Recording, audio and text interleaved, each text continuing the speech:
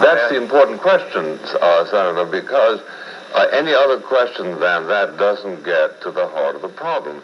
If you say we've got enough bombs to destroy every Russian 150 times, you're simply making a neat abstract point of no interest whatsoever except the mathematical muses. The question is, what do we have left over, and is it deliverable after they give us everything they've got? Absolutely. After they wipe out everything on the land, after they've knocked down as many airplanes as they can, given their capability, do we have enough left over at that point? There's no doubt. A very small fraction of what we have right now. There's no doubt that we are in a better position to survive a first strike than the Soviets.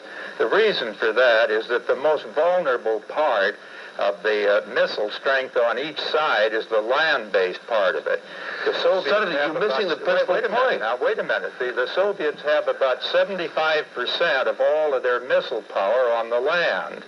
We have about 25% of our missile power there. The rest is on submarines and bombers. You're missing the principal point, which is who is likely to act as an aggressor.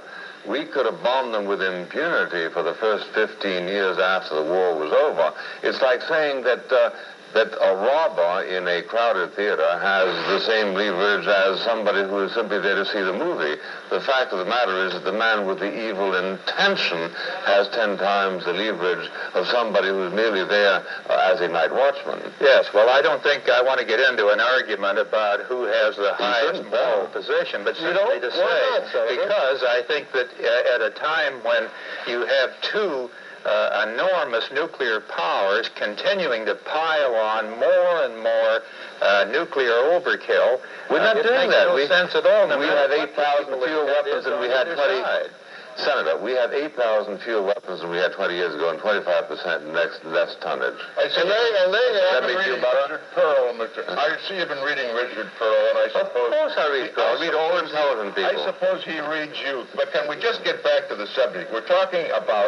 So we're honest. We're talking about a meeting. Are you suggesting Mr. Pearl is inaccurate? Because if so, you got a real beat.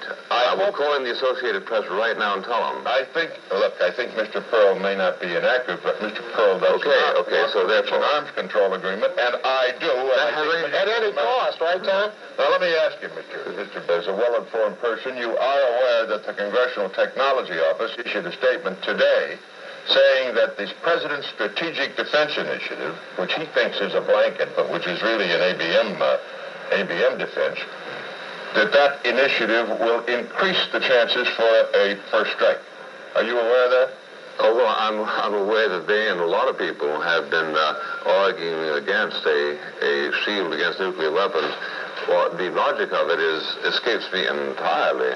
Whether they say it, or whether Walter Mondale says it, or whether the Union for Conservative Scientists says it, or whether the Soviet Union says it. The Congressional Technology Office is not to be confused with the Democratic Party. But that's exactly what it is. And in fact, you even had a prominent Democratic presidential candidate, Senator Hollings, attacking the credibility of that, Tom. Of course, you're not informed about that, but that's what happened. I don't know what brought the Soviets to the bargaining table, Mr. Novak. I do know they've been there before. They were there with John Kennedy. They were there with Richard Nixon. They were there with Jimmy. No, I don't. They were there at Helsinki. They were there at Potsdam. They were there at Yalta. Well, I mean that the idea of talking in the sense of striking up a dialogue is a distinctively Western idea. It's part of our patrimony.